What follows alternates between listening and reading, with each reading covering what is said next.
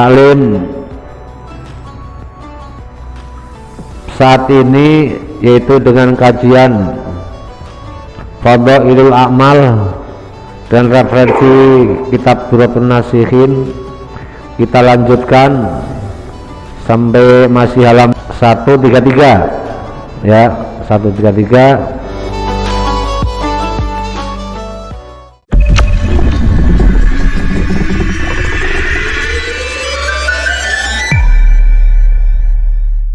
Assalamualaikum warahmatullahi wabarakatuh. Bismillahirrahmanirrahim. Alhamdulillahirabbil alamin. Wa bihi nasta'inu ala umurid dunya waddin. Wassalatu wassalamu ala sayyidina wa maulana Muhammadin khatamil anbiya'i wal mursalin wa ala alihi wa sahbihi ajmain.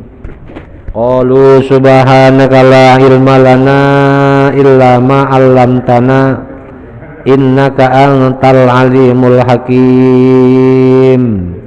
Rabbi shrah li sadri wa yassir li amri wahlul 'uqdatam min lisani yafqahu qawli, amma ba'd.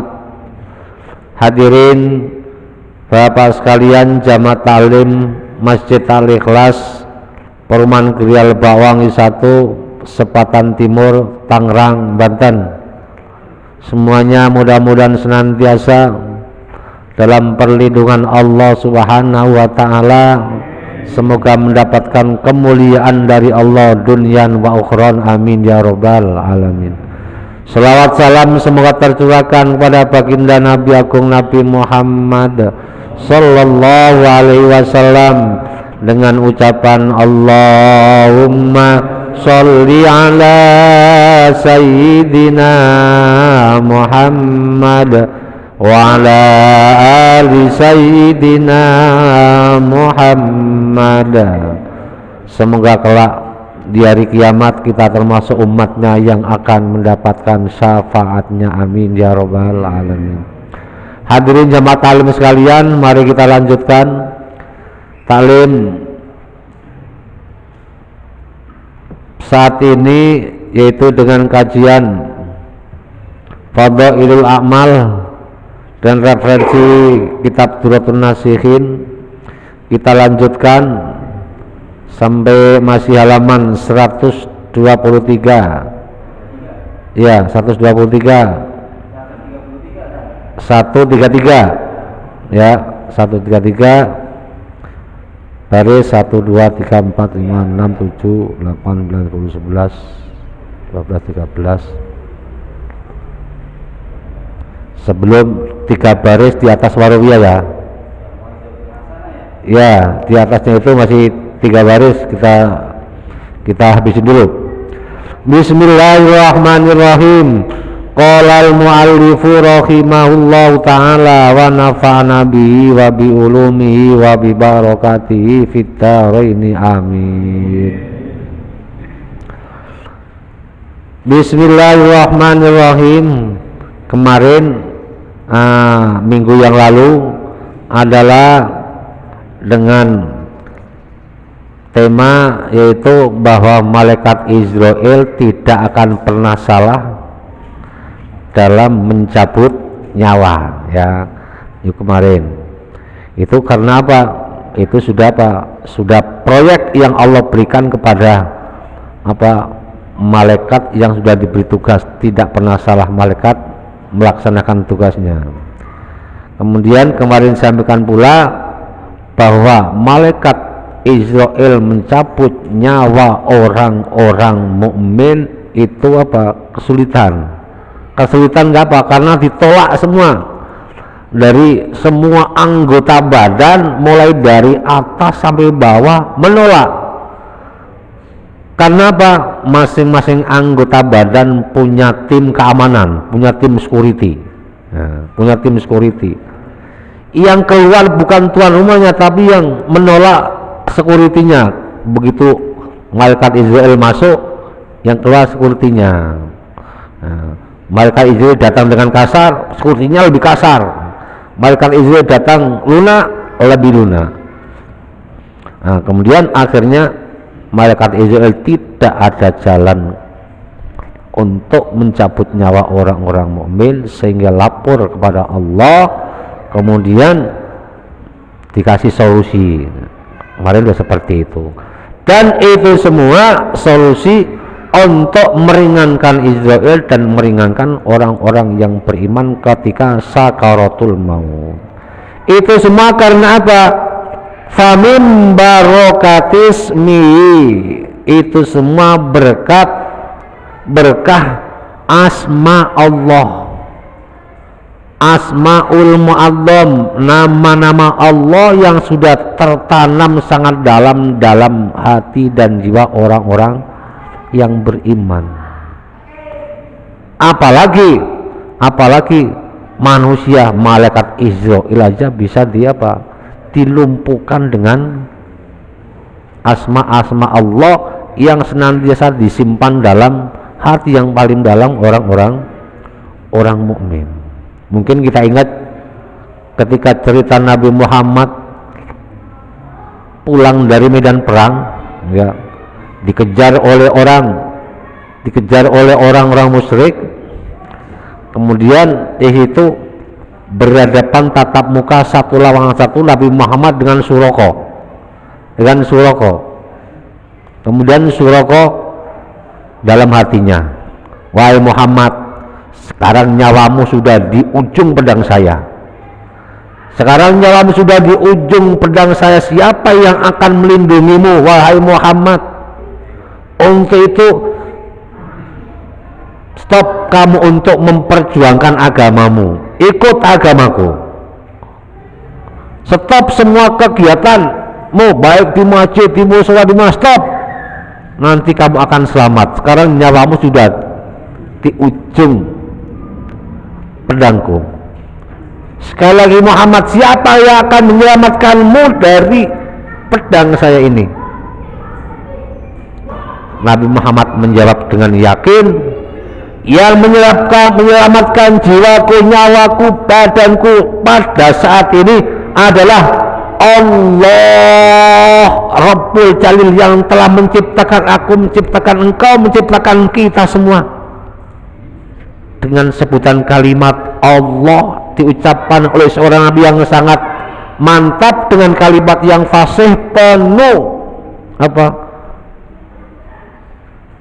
penuh hawas,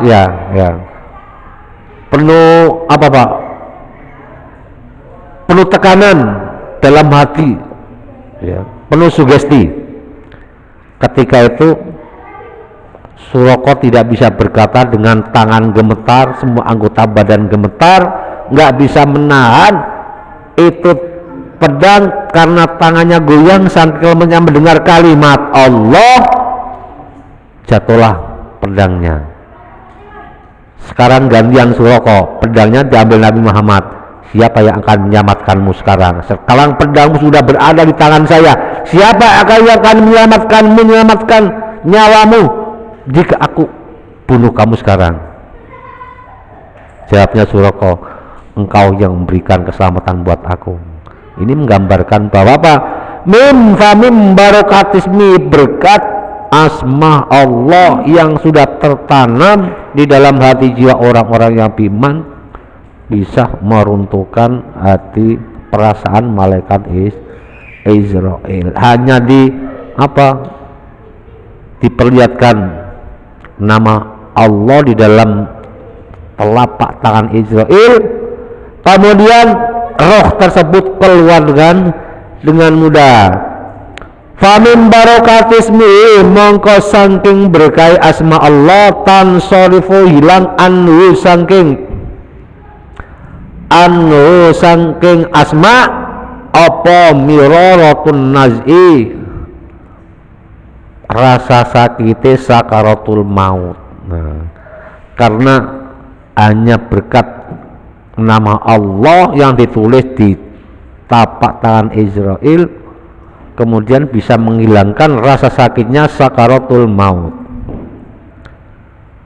Fakaifa la yang sorifu bagaimana? Nah, fakaifa mongko kahali kaya apa la yang sorifu ora ilang anhu sangking abet anhu sangking abet apa al adabu adab wal qati'atu derita wal fadihatu lan resiko. Bagaimana kalau sudah seperti itu, berarti perasaan sakit, perasaan sedih, perasaan resiko yang berat menghadapi kematian semuanya itu hilang semua. Karena apa? Wa kadzalika ala sudurikum ismallah wa kadzalika lan kalikum kang tintun ala sudurikum ing dalam pira-pira arti isir kabeh ismullah utawi asma Allah. Karena kenapa demikian? Karena Allah sudah menanamkan nama Allah ke dalam hati kalian, ke dalam dada kalian. Ini karena apa? Karena mereka orang-orang yang senantiasa beriman kepada Allah Subhanahu wa taala, sehingga dijaga sampai akhir hayatnya. Itu kenapa dalam ayat yang lain ulaika kataba fi qulubihimul iman. Ulaika utai mengkono kabeh kon kanthi utur iku kataba netepake sapa Allah fi qulubikum ing dalam fi qulubihim ing dalam atine wong alladzina amanu al imana ing iman. Itu karena apa? Allah sudah menetapkan rasa iman terhadap hati mereka, orang-orang yang beriman, sampai akhir hayat pun dalam menghadapi sakaratul maut iman tetap terjaga. Makanya kita senantiasa dianjurkan berdoa mohon kepada Allah agar iman kita ini tetap sampai akhir hayat kita. Dicontohkan Nabi adalah seorang rasul, dijaga dari perbuatan dosa dan maksiat. Setingkatan Nabi masih berdoa, ya muqallibal qulubi sabit qalbi ala dinika. Itu doa Nabi yang senantiasa dibaca ketika di akhir sholat, sebelum assalamualaikum warahmatullah, itu doa selalu dibaca, ya muqallibal qulubi sabit qalbi ala dinik. Ya muqallibal qulubi, wahai zat yang membolak-balikkan hati kita ini kan sering bolak-balik. Hati ini A, saat ini A, besok B, sekarang B, besok C, sering berubah. Iman kita juga sering berubah. Hari ini sering berubah. Hari ini lagi baik, mungkin besok bisa lebih baik, mungkin kemungkinan besok bisa lebih buruk. Sabit qalbi, tetapkan hati kami ala dinika, dalam memegang teguh agama engkau, yaitu agama Islam. Apalagi kita ya. Jadi kalimat tersebut sering dibaca ketika sholat di akhir sebelum salam. Ini yang berkaitan dengan, ada sedikit kaitannya dengan talim tadi pagi itu Pak ya. Itu semua ulaika kataba alaihi fi qulubihimul iman. Karena itu Allah sudah menetapkan iman terhadap diri mereka, itu orang-orang beriman kepada Allah. Kalau mereka sudah ditetapkan iman, nah ini kalau nggak salah surat Al-Mujadalah ayat 22. Al-Mujadalah ayat 22. Kalau mereka sudah ditetapkan hati mereka iman kepada Allah, terusnya ayat kita kutip sedikit, wa ayyadahu bi ruhim minhu. Wa ayyadahu, Allah menguatkan orang beriman tersebut bi ruhim minhu. Bi ruhin ini apa? Dan jiwa dari keimanan tersebut. Jadi perasaan orang-orang yang beriman itu senantiasa apa? Senantiasa kuat dalam menghadapi apapun, kuat dalam menghadapi apapun, terutama apa?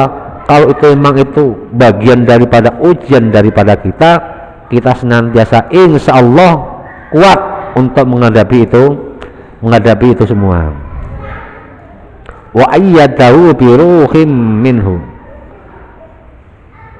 Afaman syarahallahu fi sadrihi lil Islam, afaman ana ta utawi sapane wong iku syarahallahu jembarake sapa Allah, nglapangake sapa Allah sadrahu ing dadane man lil Islami maring Islam.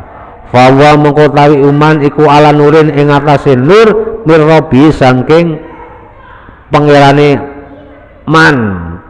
Afamang syaraha sadrahu lil Islam fa wa nurun min qalbihi. Adakah orang-orang yang adakah orang syarahallahu sadrahu, Allah telah melapangkan hati orang itu dalam lil Islami, membuka lebar dalam urusan agama. Kalau orang itu dilapangkan dadanya dalam urusan agama, insyaallah wa fawa nurun mir rabbi, mereka akan diberikan apa? Terang cahaya dari Rabb-nya, akan diberikan cahaya terang dari Rabb-nya. Kemudian apakah sama? Nah, ini dalam apa terjemahnya? Apakah sama orang yang hatinya diberikan cahaya iman yang terang oleh Allah sama dengan orang-orang yang tidak diberikan cahaya iman dalam hatinya? Tentunya itu sangat berbeda. Karena apa? Terusannya ayat tersebut, fawailul lil qasiyati qulubuhum min dzikrillah. Fawailun, maka celakalah, lil qasiyati qulubuhum, bagi orang-orang yang hatinya sudah keras membatu min dzikrillah, dari ingat kepada Allah.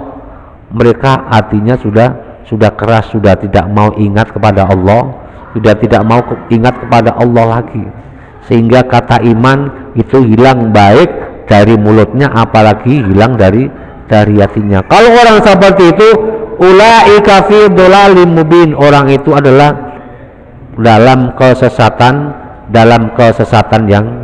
yang nyata. Berarti afala yang sorifu angkumul adab wa ahwalu yaumal kiamati. Kalau orang afala yang sorifu ana ta ora ilang angkum saking sira kabeh al adabu apa al adabu adab wa haulul kiamati, dan resikonya nanti di hari kiamat. Apakah kalau orang-orangnya sudah yang beriman, hatinya diberikan cahaya dari Tuhannya seperti itu, apakah mereka nanti akan merasakan kesedihan dan kesengsaraan di hari kiamat? Jadi jawabannya insya Allah itu semua jauh. Karena apa? Itu semua sudah janji Allah, innallaha la yukhliful mi'ad. Tapi kita sebagai orang-orang yang beriman, ya insya Allah husnudzon pada saudara-saudara kita, walaupun mereka itu dilihat dari apa luarnya, oh orang itu jauh dari ibadah, orang itu sering berbuat maksiat, selama mereka tidak merugikan kita, ya kita husnudzon. Mungkin orang itu lagi apa, nggak ada waktu taklim, nggak ada waktu ke masjid, oh mungkin itu lagi orang itu sibuk, nggak selalu ada di rumah. Kita senantiasa apa? Husnudzon sekaligus kita berdoa, mendoakan orang itu baik. Kalau kita berdoa kepada orang itu baik, itu secara langsung Allah mengaminkan. Berarti apa? Kita mendapatkan pahala kebaikan itu terhadap diri kita. Nah, kemudian ada Al-Kisah. Dulu ada seorang yang hidup di zaman Nabi Musa, Bani Israel hidup di zaman Nabi Musa. Orang Bani Israel hidup di zaman Nabi Musa. Kemudian orang tersebut menurut pandangan daerah setempat, orang itu selalu berbuat jahat, gak pernah berbuat baik. Kalau ada hal-hal yang tidak baik, ada keributan, selalu dia ada. Kalau ada keonaran, selalu dia ada perbuatan jahat, selalu dia ada. Cuman orang itu melihat orang itu ada, tapi tidak pernah berbuat secara langsung orang itu berbuat jahat. Hanya asumsi kebanyakan masyarakat. Akhirnya orang tersebut sampai waktunya meninggal. Setelah meninggal, karena banyak asumsi masyarakat, wah ini orang jahat, ini bukan orang sini tapi orang sini, dan dia selalu jahat, gak pernah berbuat kebaikan. Akhirnya meninggal. Setelah meninggal, warga tersebut menolak, jangan dikubur di sini, jangan dikubur di sini. Semua masyarakat menolak, jangan diurusin, nggak usah dikafani, apalagi disolati, apalagi dikubur, udah nggak usah dah. Akhirnya apa? Orang tersebut dilempar, digotong rame-rame, dibuang di tempat sampah. Kira-kira manusiawi nggak itu, Pak? Itulah karena apa? Sejelek apapun manusia harus diperlakukan jangan seperti itu. Karena apa? Walaqad karramna bani Adam. Allah memuliakan bani Adam, walaupun mereka seperti itu, mereka meninggal. Kalau kita nggak tahu itu agamanya apa, muslim apa non muslim, ya harus diurus sesuai dengan, karena mereka itu manusia. Akhirnya nggak sampai satu hari, karena itu mayatnya dibuang di atas sampah. Nabi Musa mendapatkan wahyu dari Allah, hai Musa, kamu datang ke daerah ini, di situ ada kekasihku yang telah ada seorang jenazah yang meninggal tidak diurus oleh warga. Makanya Nabi Musa datang ke tempat daerah itu. Dengan kehadiran Nabi Musa, semua warga kaget. Ada pejabat, istilahnya apa? Ada pejabat besar datang ke desa kita. Jadi kalau sekarang umpamanya itu Jokowi, ada Pak Jokowi datang ke Lembak Wangi. Orang kan pada kaget, Pak ya. Ada apa ya?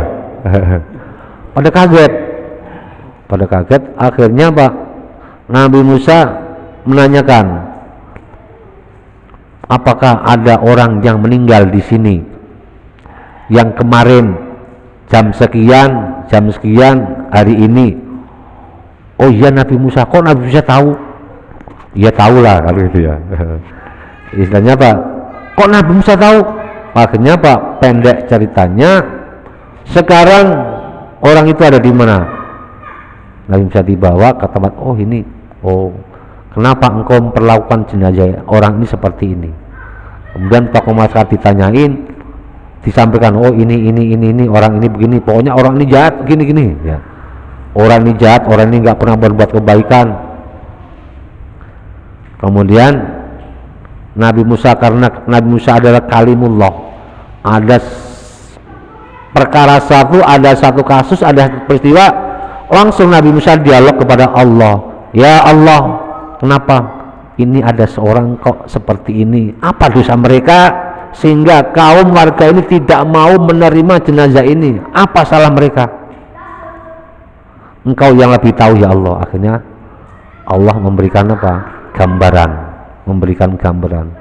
Memang warga sini juga tidak salah melihat secara syar'iyahnya orang itu berbuat jahat, orang itu berbuat seperti ini, masyarakat nggak salah.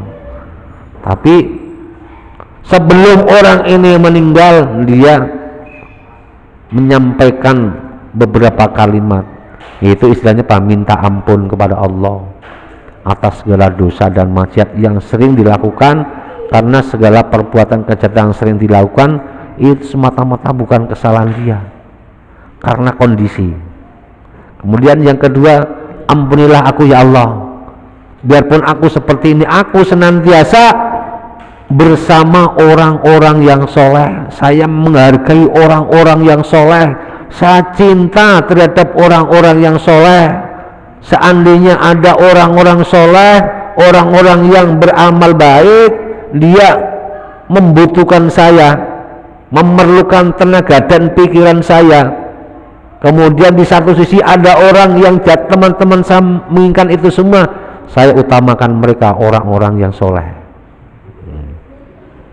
Seandainya engkau tidak mengampuni dosa-dosaku ya Allah,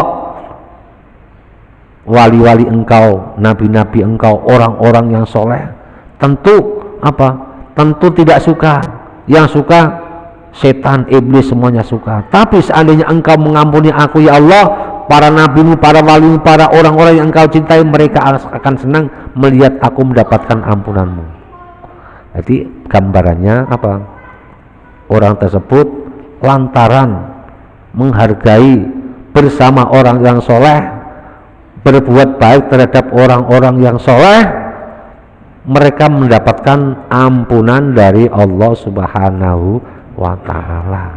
Akhirnya jenazah tersebut diurus Nabi Musa bersama kaum setempat, diurus, mandiin, dikafani, dikubur. Akhirnya semua warga masyarakat yang ada sekitar itu menyampaikan permohonan maaf pada Nabi Musa. Tapi Nabi Musa ini semoga ada hikmahnya buat kita semua, lantaran orang ini di dalam hatinya sejahat apapun, tapi di dalam hatinya masih ada kalimat la ilaha illallah, di dalam hatinya masih tertanam rasa iman kepada Allah Subhanahu wa ta'ala. Sehingga mungkin dalam ayat lain, innal hasanati yudhibnas sayyi'ah, amal kebaikan yang dilakukan orang itu cuman beberapa, tapi bisa menghapus kesalahan dan dosanya, mengundang ampunan Allah Subhanahu wa ta'ala.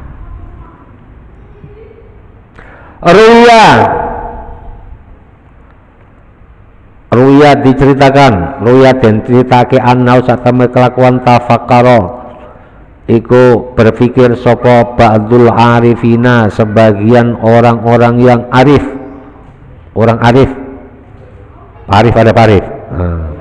Semoga parif termasuk orang-orang yang arif billah, amin ya rabbal alamin. Arif, orang arif. Kemudian arif itu mufrad, arifina, orang-orang yang arif. Orang-orang yang arif orang-orang yang senantiasa kenal kepada Allah zahiran wa batinan. Jadi disebut orang-orang itu orang-orang betul-betul ma'rifah kepada Allah. Ma'rifah itu berarti orang-orang yang betul-betul kenal terhadap Allah Subhanahu wa ta'ala. Berarti ini tingkatannya para aulia, para wali. Ada seorang bagian ba'dul arifin ini tafakur, berpikir fi annau dalam saat kelakuan hal fil qur'ani syai'un, hal anata fil qur'an in dalam Qur'an, hal anata fil qur'an ikut in dalam Qur'an ayat syai'un suci ayat yuk yaklikan wataki apa syai'un qaulahu ing pengendikane Nabi Muhammad sallallahu alaihi wasallam. Adakah orang arif tersebut berpikir, adakah ayat Al-Quran yang bisa menguatkan hadis Nabi tentang keimanan? Adakah satu ayat Al-Quran yang apabila itu baca bisa menguatkan orang-orang jadi iman, menguatkan hati jadi tambah iman? Kemudian ayat tersebut, apakah ayat tersebut ada menguatkan hadis Nabi yang berbunyi wa yakhruju lan metu apa ruhul mukmini, ruhe wong mukmin, min jasadi saking jasade mukmin, kama kaya dene barang yakhrujukan metu apa as-sa'ru rambut minal ajini saking adonan roti. Ini hadis ini wa yakhruju ruhul mukmini, rohnya orang mukmin itu keluar dari tubuh, min jasadi, dari jasadnya orang mukmin, kama yahrujus sa'ru minal ajin, seperti keluarnya rambut dari adonan roti. Gambaran seperti apa ya? Halus. Jadi istri kita lagi bikin roti, di situ ada rambut panjang, diambil, halus. Kemudian kira-kira ada bekas nggak itu di adonan roti, yang rambut yang diambil dari adonan roti? Nggak ada bekas, lubang sedikitpun. Kalau ada lubang langsung kembali. Itu menggambarkan apa? Rohnya orang mukmin apabila pecat dari jasadnya itu dia tidak merasakan sakit. Itu satu versi seperti ini. Hadis ini sudah sahih, tapi diriwayatkan dari seorang arif billah. Digambarkan seperti itu. Apakah ada ayat Quran yang menguatkan ayat tersebut? Apakah ada ayat Quran yang menguatkan hadis Nabi tersebut? Kemudian fakotama, seorang tersebut fakotama mengatakan sopo Ba'dul arifin Al-Quran membaca Quran terus dikhatamin bitadaburi dengan sambil mengenangan. Fama wajadau mongko ora nemoni sopo Ba'dul arifin hu ing qaulun nabi, faro'a mongko weruh sapa Ba'dul arifin an nabi sallam fi manami in dalam turune Ba'dul arifin. Kemudian arif billah tersebut tidur habis baca Quran sambil tadabbur, tadi mengangan ayat, mengangan hadis Nabi ada nggak di Quran. Sampai tertidur dia mimpi, sampai bermimpi berjumpa Nabi. Faqala ya Rasulullah, qala Allah Ta'ala, wahai utusan Allah, wahai Nabi Muhammad, padahal Allah sudah menyampaikan, sudah memberikan dalam ayat dalam Al-Quran, wala rabbin wala yabisin illa fi kitabim mubin. Wala rabbin, tidak ada sesuatu yang basah, wala yabisin, dan tidak ada sesuatu yang kering, illa fi kitabim mubin, kecuali semuanya sudah dicatat dalam Lauh Mahfuz. Jadi menggambarkan bahwa yang sekecil apapun, yang basah yang kering, semuanya dicatat di dalam fi kitabim mubin, dalam kitab Lauh Mahfuz. Tapi saya tidak menemukan ayat ini, hadis Nabi dalam ayat. Fama wajadtu makna hadal hadis fi fama wajadtu mungkorak nemuake ingsun makna hadal hadis ing maknane hadis fi ing dalam qaulun Nabi. Jadi saya tidak menemukan Nabi. Kemudian faqala mengqaul Nabi utlubu fi surati Yusuf, utlub golek osirahu ing hada fi surati Yusuf, in dalam surat Yusuf, carilah di surat Yusuf. Udah suruh ke rumah Pak Yusuf, ada Pak Yusuf? Ada Pak Yusuf. Surat Yusuf maksudnya apa ya? Yaudah sekarang buka surat Yusuf. Falama intaba, ketika orang tersebut bangun dari mimpinya, min nami qoro'a fawajau wa huwa qaulu ta'ala. Akhirnya apa? Setelah dia bangun dari tidur, buka Al-Quran, dicari surat Yusuf, ayat ini, oh ternyata ada. Jadi ayat-ayat yang senantiasa membangkitkan keimanan, baik ayat tersebut berupa informasi maupun cerita, maupun sekaligus kalimat tersebut merupakan doa yang senantiasa, kalimat senantiasa menguatkan iman, seperti doa yang sering kita baca habis sholat, Rabbana la tuzigh qulubana, sudah hafal tuh Pak Cuma. Ba'da'id hadaitana wa hab lana min ladunka rahmah innaka antal wahhab. Itu menguatkan iman kita, karena lihat isinya, Rabbana la tuzigh qulubana, ya Allah, janganlah engkau biarkan hati kami tersesat, berada dalam kesesatan. Ba'da idza taitana, setelah engkau memberikan hidayah kepada kami. Maksudnya apa? Jangan sampai engkau biarkan hati kami tersesat, berada dalam kesesatan terus ya Allah. Berarti menggambarkan kalau kita berbuat salah ada mengingatkan, mungkin teman kita, saudara kita, tetangga kita, istri kita, anak-anak kita, keluarga kita, Pak jangan, ini jangan. Nah, itu menggambarkan apa? Kita berbuat salah ada yang mengingatkan.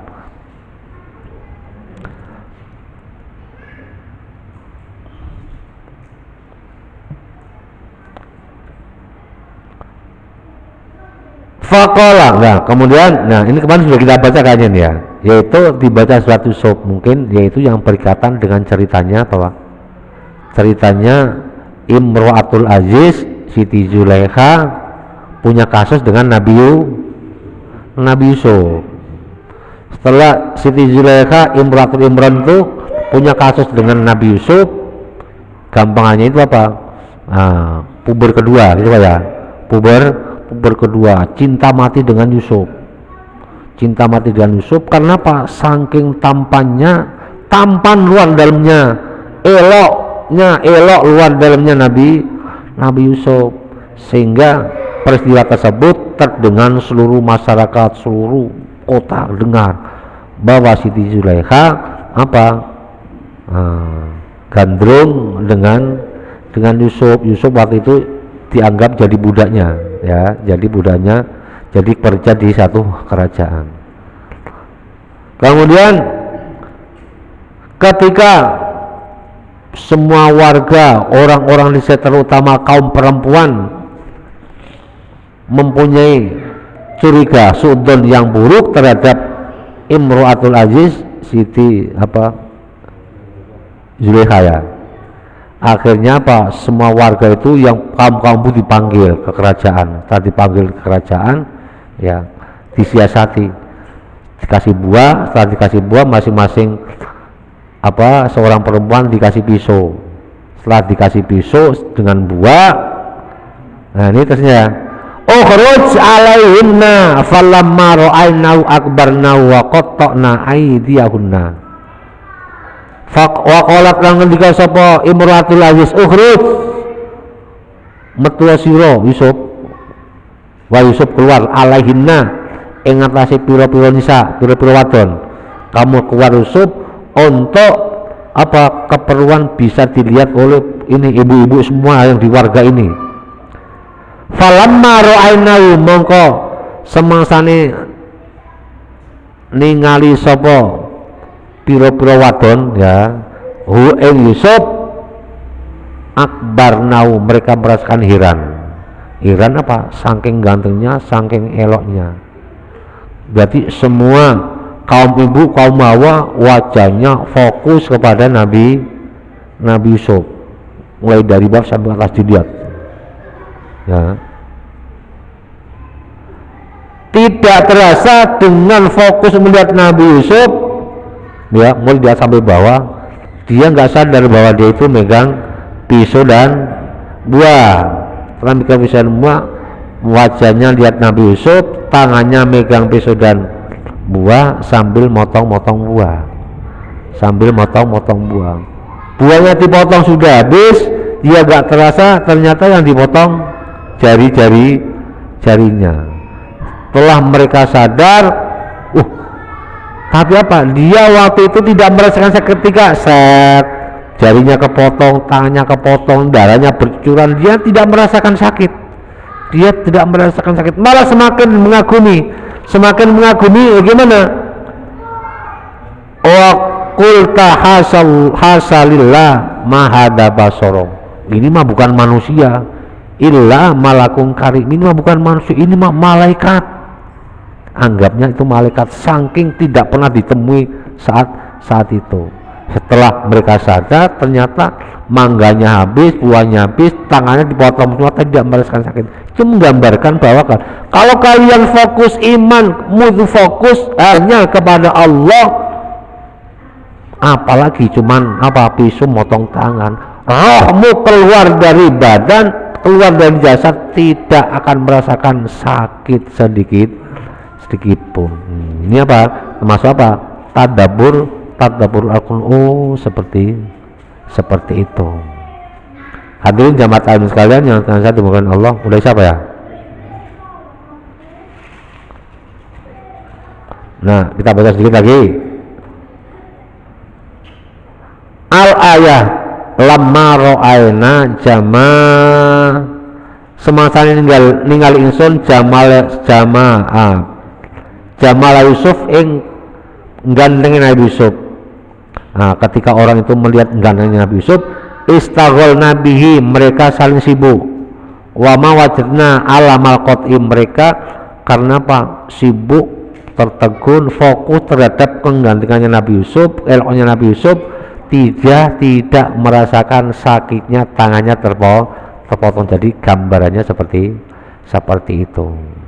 Jadi orang-orang yang iman tertanam dalam hatinya iman kepada Allah Subhanahu wa taala, itu nanti rohnya ketika keluar tidak akan merasakan sakit. Ini satu riwayat. Mungkin dari riwayat yang lain ada pendapat yang lain. Mungkin kita ingat sejarahnya Nabi Isa menghidupkan putranya Nabi Nuh, namanya apa? Si Sam bin Nun. Itu nanti ceritanya beda lagi. Karena apa? Sam bin Nun ditanya, padahal dia sudah meninggal berapa ribu tahun, tapi masih merasakan sakitnya ketika nyawa keluar dari jasadnya. Dari satu sisi seperti itu, dari sisi lain seperti itu. Tujuannya apa?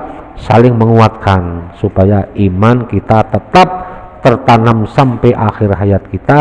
Yang senantiasa kita minta, kita doa adalah husnul khotimah di akhir hayat kita. Wa kadzalikal mu'minu wallahu a'lam bishawab. Ini yang dapat kami sampaikan. Mudah-mudahan ada manfaatnya untuk kita semua. Allahumma sholli wa sallim ala sayyidina Muhammad wa ala ali sayyidina Muhammad.